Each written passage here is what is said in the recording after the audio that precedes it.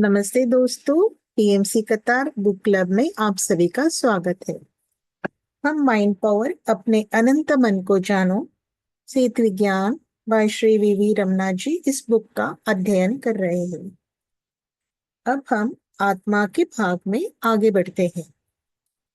शरीर की सभी कोशिकाएं विनिमय प्रक्रिया में एक दूसरे का सहयोग करती हैं। जिस प्रकार कुछ कोशिकाएं मिलकर शरीर का एक अंग बनाती है, उसी प्रकार आत्मा के सभी टुकड़े एक समूह बनाते हैं और आत्मा कहलाते हैं। आप आत्मा में अंतर्निहित है, क्योंकि कोशिका शरीर के हिस्से में अंतर्निहित है।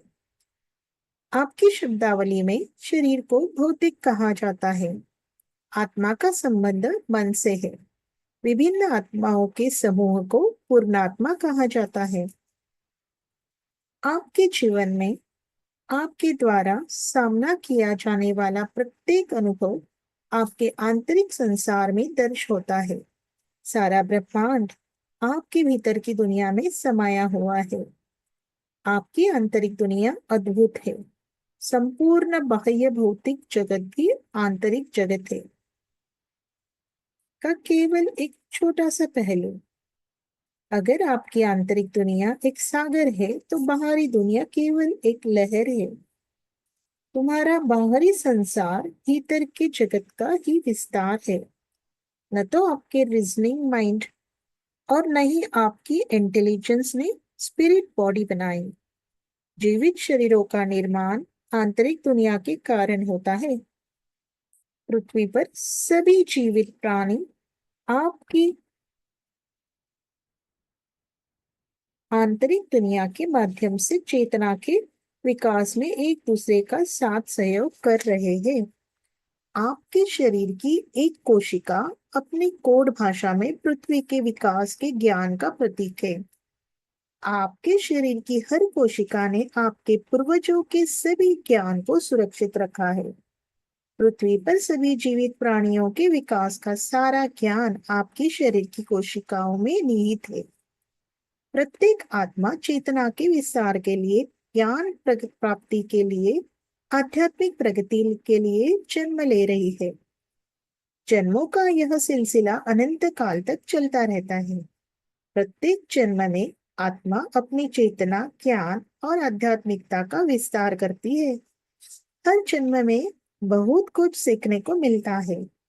सीखने की यह प्रक्रिया आत्मा की इच्छाओं पर निर्भर करती है। आध्यात्मिक रूप से व्यापक दृष्टिकोण का अभाव होने पर ही एक ही चीज को सीखने में कई जन्म लगते हैं। एक ही चीज का अध्ययन करने के लिए एक गोलाकार पथ में घूमते हुए गिद्ध की तरह पुनर्जन्म होता है।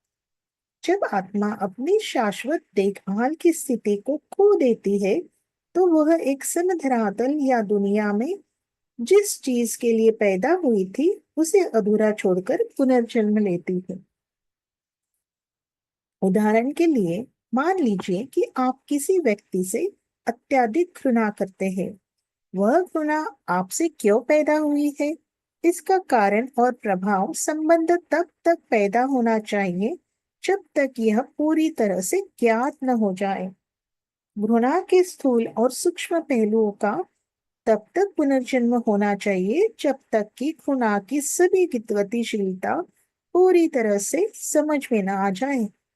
हर जन्म में घृणा के गुणों जीवन की घटनाओं को आकर्षित करता है।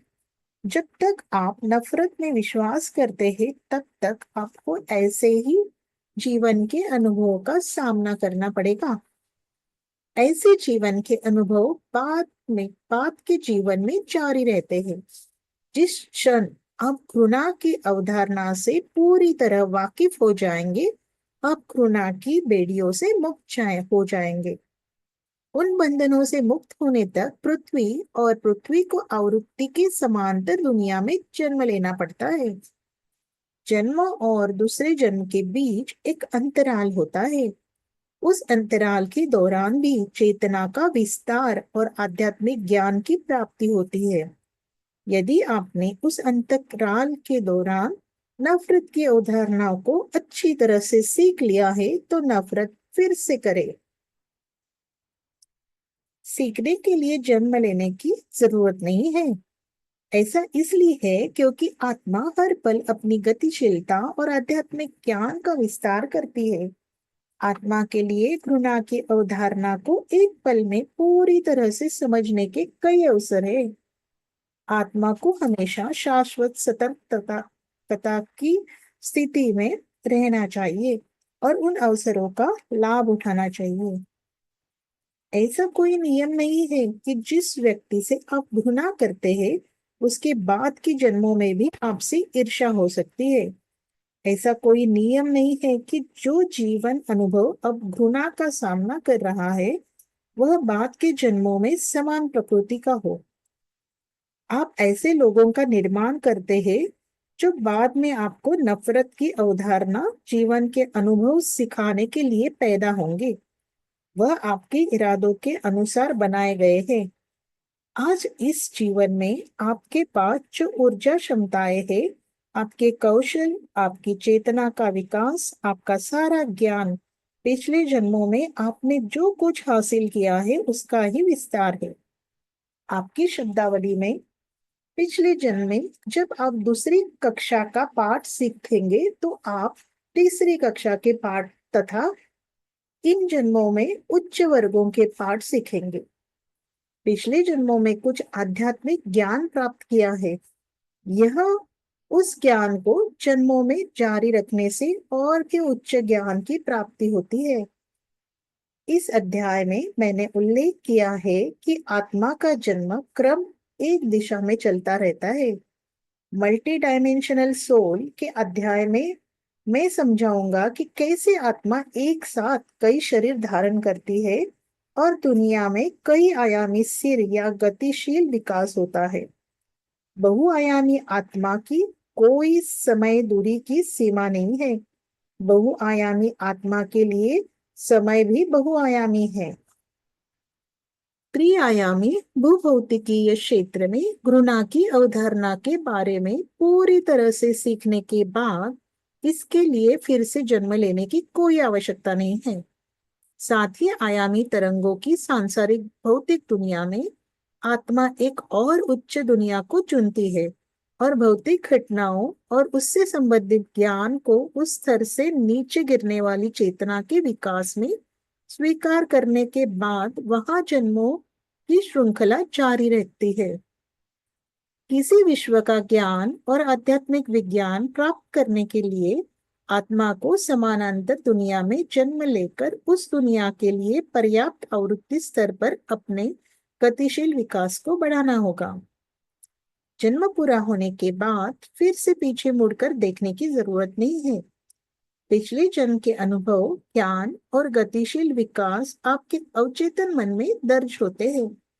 आप अंतर्देशीय यात्रा कर सकते हैं और उन अनुभवों और ज्ञान को अपने वर्तमान जीवन में लागू कर सकते हैं। हर आत्मा को भी खुद को ऊपर उठाना चाहिए, अपने गतिशील विकास का ही विस्तार करना चाहिए। इसके अलावा इस ब्रह्मांड में कोई भी शक्ति आत्मा को मुक्त नहीं कर सकती है या चेतना विकसित नहीं कर सकती है। अपने विचारों, अपने जीवन के अनुभव के अनुसार अपने जीवन में भौतिक घटनाओं, परिवार के सदस्यों, दोस्ती, रिश्तेदारों, जीवन के अनुभवों को आकर्षित करें। आप उन्हें अपनी आंतरिक दुनिया के माध्यम से आकर्षित करते हैं। मोटे तौर पर कहे तो एक जैसी मानसिकता वाले लोग एक दूसरे के प्रति आकर्षित होते हैं। आपका जीवन में अनुभवों के आधार पर आप अपने दोस्तों, रिश्तेदारों, परिवार के सदस्यों को आसानी से सूंघ सकते हैं। आपके पास जीवन को किसी भी तरह से बदलने का अवसर है। आप वर्तमान में अपने विचारों और इरादों की दिशा बदलकर जीवन की भी दिशा भी बदल सकते हैं। एक ऐसे परिवार में पैदा होने के कई कारण हैं जो वर्तमान में है, भले ही आप इसके प्रति सचेत न हो। परिवार के सभी सदस्य अपनी आंतरिक दुनिया से जुड़े होते हैं और अपनी चेतना को एक समान लक्ष्य के साथ विकसित करते हैं। यद्यपि परिवार में सभी के लिए व्यक्तिगत लक्ष्य होते हैं, सभी की वास्तविकताएं एक दूसरे को प्रभावित करती है, और जब हम सामूहिक लक्ष्य की ओर बढ़ते हैं तो गतिशील विकास होता है। भले ही हर कोई अपने स्वयं के तथ्यों के लिए जिम्मेदार हो, किसी के तथ्य दूसरों के तथ्य को प्रभावित कर सकते हैं। साथ ही एक देश के सभी लोगों का एक समान लक्ष्य भी होता है। चेतना के माध्यम से सभी अपनी आंतरिक दुनिया से जुड़े होते हैं और चेतना में विकसित होते हैं। सैन्य समूह, चर्च समूह, शिकारी, संग्रहकर्ता, किसी विशेष धर्म या क्षेत्र के समूह इस प्रकार अपनी इच्छा से एक सामूहिक लक्ष्य बनाते हैं और उसी आवृत्ति के साथ ऊर्जा के स्तर पर वृद्धि करते हैं। पृथ्वी पर समस्त मानव जाति एक ही लक्ष्य की ओर बढ़ रही है। अच्छे और बुरे का फैसला आपके अहंकार में ही, लेकिन वास्तविक वास्तव में सब कुछ जीवन का अनुभव है। चेतना विकसित करने के लिए एक परिवार के सभी सदस्यों का एक सामूहिक लक्ष्य होता है। एक समुदाय के सभी लोगों का एक सामूहिक लक्ष्य होता है। एक देश के सभी लोगों का एक समान लक्ष्य होता है और दुनिया में सभी जीवित चीजों का एक समान लक्ष्य होता है। मानव जाति और पृथ्वी पर अन्य सभी जीवित प्राणी एक लक्ष्य को ध्यान में रखकर विकसित हो रहे हैं। मानव जाति और सभी जीवित चीजें पृथ्वी पर आंतरिक दुनिया की चेतना से जुड़ी हुई है। आपकी आंतरिक दुनिया जानती है कि सामूहिक लक्ष्य क्या है। आपकी आंतरिक दुनिया पृथ्वी पर जन्म लेने का उद्देश्य और अर्थ जानती है। जीवन के उद्देश्य को आत्मनिरीक्षण के माध्यम से पता लगाया जा सकता है। बिना कारण के, बिना उद्देश्य के कोई भी प्राणी पृथ्वी पर या किसी अन्य दुनिया में पैदा नहीं हो सकता है। एक परिवार का लक्ष्य, किसी देश में मानव जाति का लक्ष्य या पृथ्वी पर जीवित चीजों का लक्ष्य उनके अवचेतन मन में निहित होता है।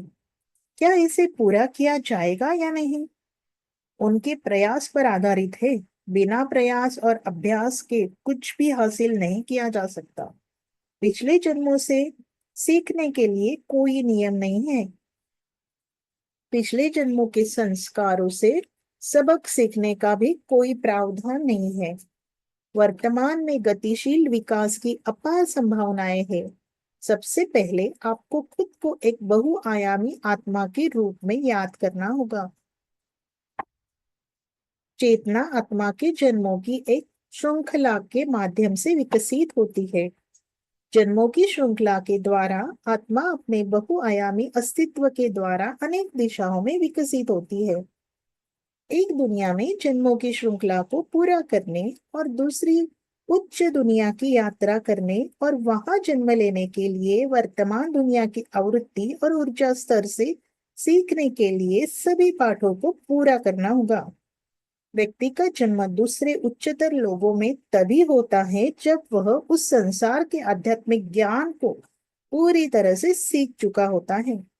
साथ ही इस भौतिक संसार से संबंधित विशिष्ट आध्यात्मिक ज्ञान प्राप्त करने के बाद ही कोई अन्य उच्च दुनिया में जन्म ले सकता है।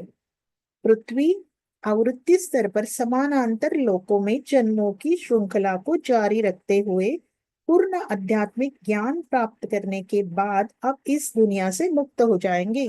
इसे निर्वाण कहते हैं। हर जन्म में आत्मा के लिए कुछ लक्ष्य और चुनौतियां होती है। आप अंतर्ज्ञान के माध्यम से जीवन के उद्देश्य को जानते हैं। आपके पास अनियमित अंतर्ज्ञान है क्योंकि आप इंद्रियों की उपेक्षा कर रहे हैं। हर जन्म में आप अपने लक्ष्य और चुनौतियों का सामना करने की शक्ति रखते हैं। वर्तमान जन्म अपने भीतर की दुनिया की वास्तविकता और गतिशीलता को जानने और अपनी असीमित शक्ति का उपयोग करके भौतिक जीवन में एक वास्तविकता बनाने के लिए है। आपके जीवन के अनुभव आपको बताते हैं कि आपने आंतरिक दुनिया तक कैसे पहुंचे। बाहरी भौतिक दुनिया में आपके जीवन के सभी अनुभव आपके मानस के प्रतिबिंब है, यानी आपकी आंतरिक ऊर्जा। आप तभी मुक्त होंगे जब आप इस तथ्य से पूरी तरह अवगत होंगे कि आपकी विचार तरंगे आपके जीवन की वास्तविकता निर्माण कर रही है। मनुष्य और सभी जीवित प्राणी जो पृथ्वी पर पैदा हुए हैं, जीवन के विभिन्न अनुभवों को चुनते हैं और उनके माध्यम से ज्ञान प्राप्त करते हैं। एक जन्म में अमीर के रूप में, दूसरे जन्म में गरीब के रूप में, एक में स्वस्थ, दूसरे में बीमार, ऐसे कई जन्म लेते हैं। कुछ लगातार जन्म एक महिला के रूप में जारी रह सकते हैं, या कुछ लगातार जन्म एक पुरुष के रूप में जारी रह सकते हैं। पृथ्वी पर चेतना के विकास के लिए पृथ्वी के आवृत्ति स्तर और ऊर्जा स्तर पर पूर्ण ज्ञान प्राप्त करने के लिए पुरुष और महिला जन्म को एक कर्तव्य के रूप में लेना चाहिए। केवल पुरुष पैदा होना या केवल स्त्री पैदा होना और चेतना विकसित करना असंभव है। केवल एक लिंग में जन्म लेकर संसार का आध्यात्मिक ज्ञान प्राप्त करना असंभव है। आत्मा को मानसिक, शारीरिक और आध्यात्मिक रूप से पूर्ण परिपक्वता तक पहुंचने के लिए स्त्री और पुरुष जन्म आवश्यक है। पृथ्वी पर जन्म से पहले आत्मा का कोई लिंग नहीं होता है। आत्मा आध्यात्मिक और मानसिक दोनों रूप से तेजी से बढ़ने के लिए नर और मादा दोनों के रूप में जन्म लेती है। केवल एक ही लिंग में क्रमिक जन्म के साथ आंतरिक ऊर्जा का पूर्ण उपयोग करना संभव नहीं है। प्रत्येक आत्मा के जीवन के रूप में पृथ्वी में प्रवेश करने के बाद भी पृथ्वी के बंधन को छोड़ना अर्थात मोक्ष प्राप्त करना संभव नहीं है, और केवल एक लिंग के साथ जन्मों की एक श्रृंखला के माध्यम से उच्च दुनिया की यात्रा करना संभव नहीं है। इस वर्तमान जीवन में आप जिन रिश्तों, मनोदशाओं और जीवन के अनुभवों का सामना करते हैं, वह आपके लिए एक और जन्म लेने का मार्ग प्रशस्त करेंगे। मान लीजिए, उदाहरण के लिए, इस जीवन में एक महिला है जिससे मैं अभी नफरत करता हूँ। यदि आप स्त्रीत्व से नफरत करते हैं, तो आपको एक महिला के रूप में लगातार कुछ जन्म लेने होंगे, जब तक कि आप पूरी तरह से समझ नहीं लेते कि एक महिला आकृति क्या है। मान लीजिए, आप किसी बीमार व्यक्ति से घृणा करते हैं। पूरी तरह से समझने के लिए एक रोगी के रूप में पैदा होने की आपकी ऐसी प्रवृत्ति और इसकी गतिशीलता क्यों है? पुनर्जन्म सिर्फ एक कारण से नहीं होता है, इसमें कई मनोवैज्ञानिक और आध्यात्मिक कारण शामिल है। आध्यात्मिक प्रगति और चेतना के विकास के लिए दुखी जीवन चुनना आवश्यक नहीं है। यदि आप अपने जीवन को सही तरीके से कोसते हैं, तो आपको पता चल जाएगा कि इस जीवन में चुने हुए लक्ष्य, चुनौतियां क्या है। यह एक आसान प्रक्रिया नहीं है, लेकिन आत्मनिरीक्षण के माध्यम से अंतर्ज्ञान विकसित करके इसे प्राप्त किया जा सकता है। पिछले जन्मों में किए गए कर्मों के रूप में इस जीवन में कोई सजा नहीं है।